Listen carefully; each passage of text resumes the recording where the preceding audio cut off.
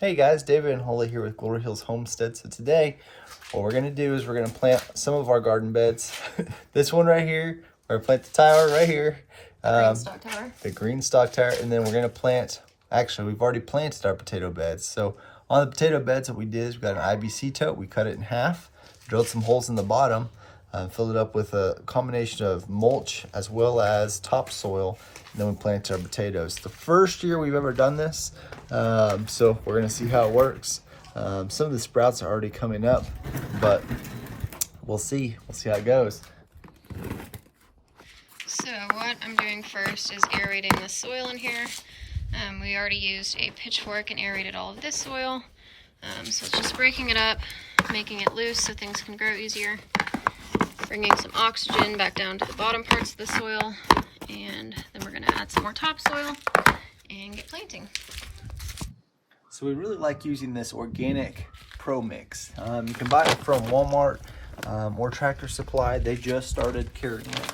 But we found that it actually provides a lot of nutrients to the plants that we plant.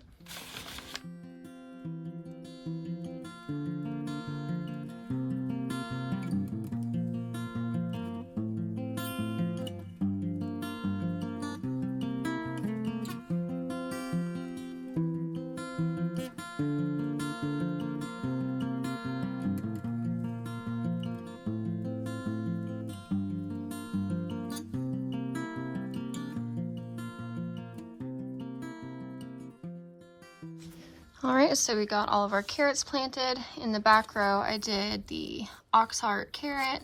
The next row, I did the corral carrot. Then we did the Nantes corliss, I think that's how you say that.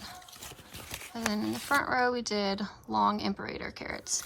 So it's been a while since we've grown carrots. We haven't really grown them here since being in this house, but we have grown them back when we lived in the city. So I'm excited to have this whole bed full of carrots, and hopefully it turns out really good over here. So while we're talking garden stuff, I thought I'd show you guys our onions. They're doing really good. I need to go around and kind of spoon out the edges. But we have lots of onions growing this year. There's more in these two beds, right there and right here. These are different. We got these from a different place though. I'm not too thrilled with how these are looking, but all of these are looking really, really good. And then over here is my makeshift greenhouse for my tomato plants. I'll pull this away and show you guys. Funny enough, well, yeah, they need to be up potted for sure, but normally I have no problem growing tomatoes under a grow light, but this year we did them in a grow light in our shop, kind of by where we have our chickens set up, our little brooders. And I guess just because the air was like not good quality, and I don't know, something about being near the chickens they did not like. So I've moved them out here. Some of them are looking a little rough. Overall, they're looking good though. They need probably a little bit of water, but.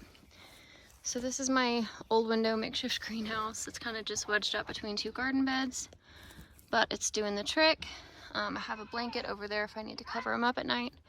But so far they're doing good. A few of them unfortunately snapped, like this guy. When I was getting these set up, one of my panels fell over on it. So there's a few that are damaged back there, but that's why I plant a lot of extras, and most of them are still looking good. These need some love, but these are the orange hat tomatoes, the little dwarfs. Super cute. They put on little orange fruit, so that's super fun. But probably tomorrow I need to come through here, get these cleaned up a little bit, take off the bottom leaves, up pot them, give them some love, and eventually they'll be all through here. And then we'll plant some things out in our garden yard, and then some things over here too. So yeah, most of this yard is always our tomatoes. I do cucumbers in this bed. I'll show you guys how I do that down the road. I really heavily plant cucumbers in this bed. I don't leave much room for spacing. I plant a lot in here. I have great success with it, and I just go up on a string trellis, but we might do panels this year, I'm not sure.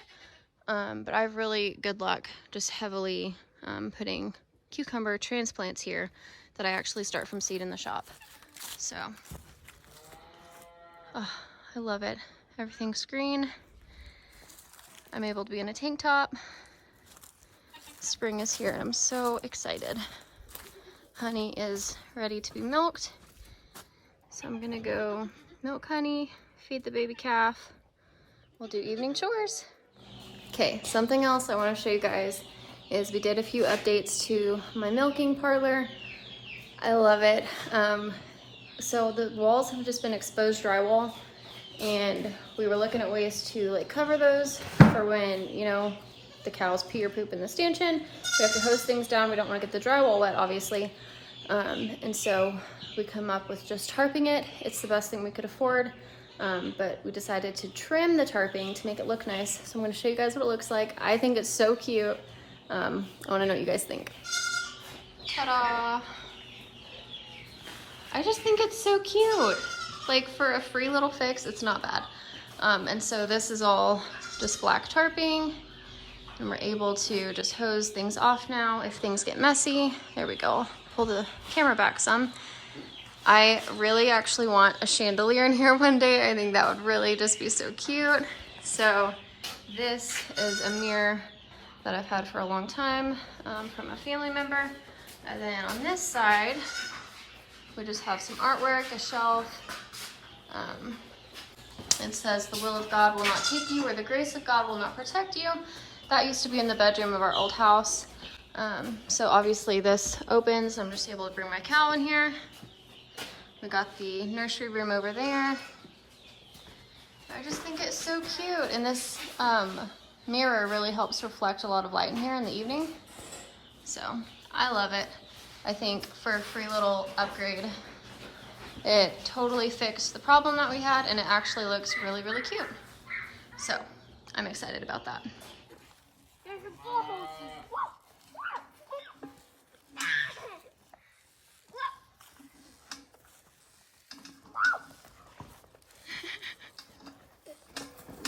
Gotta love farm kids. Gosh, it is a stunning night. Hey, Miss Honey, you ready? Good girl, ma'am. Let's go. Let's go. So if you guys have been around here a while, you know this is our old stanchion. I love my new stanchion inside. I use it all the time, but sometimes I just want to milk outside, especially when it's such a pretty evening. This little girl really encourages her mama to have letdowns for me when I'm milking. So as long as Honey's near her calf, letdowns happen a lot easier, which is super normal. So as long as the weather's nice, I'm just content milking out here, watching the sunset, and yeah.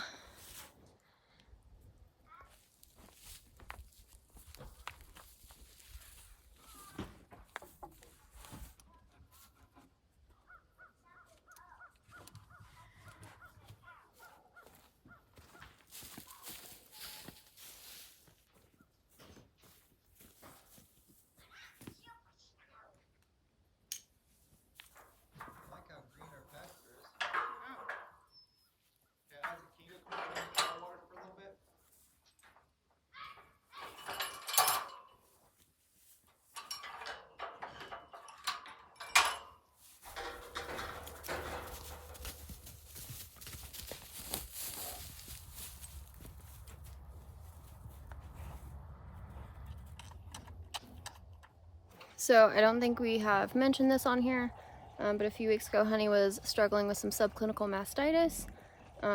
Thankfully it was not a super big deal. We sent off her samples to the lab to get the proper somatic cell counts and things. It did resolve just using some cow oil, I think. It's from Synergy Animal Products, and so I was very, very impressed with that. It's just a topical like herb blend that you put on the outside of the udder for like 3 days in a row. That cleared it up, but until then, to prevent the spread of the mastitis, we had to separate Stormy from Honey, which honestly I think Honey's been liking because she gets a break from being a mama. But so that's why she's separated right now.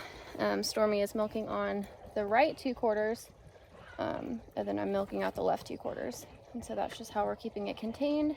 The numbers have gone down, but it's just kind of a working system now, and so This way she gets plenty of milk, we get plenty of milk, and everybody's happy. So when we sent her samples to the Central Star Lab, which is who we use, I sent a sample from each quarter, and her fat content was so much higher on the right 2 quarters, and that's because that's what the calf has been nursing on. So if you were unaware, a cow can withhold her cream and save it for the calf. And so the left 2 quarters had almost no fat content, and the right 2 quarters had all of the fat content, because she is giving that to her baby on the right side and not letting me have any on the left side, which is totally fine. I don't care. But I just thought that was so interesting, because I've seen it, you know, when you do wean a calf, the cream line goes up significantly. So it was cool to see that she literally can just decide which 2 quarters or which quarter at all she wants to put her cream into and give it to her calf. I thought that was really cool.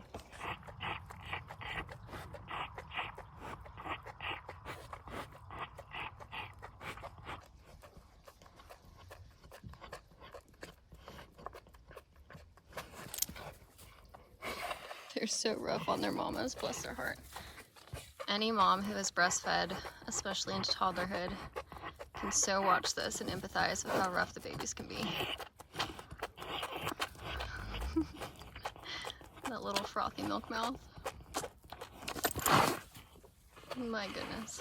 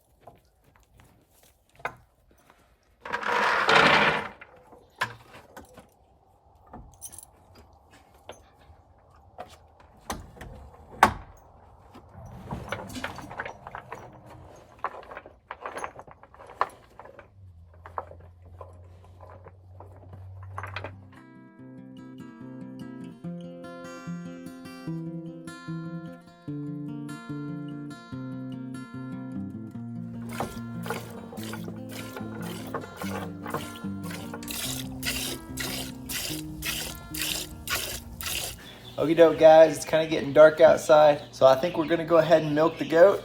Remember, you guys are loved. Comment below. Don't forget to like and subscribe. Remember, you were born for such a time as this.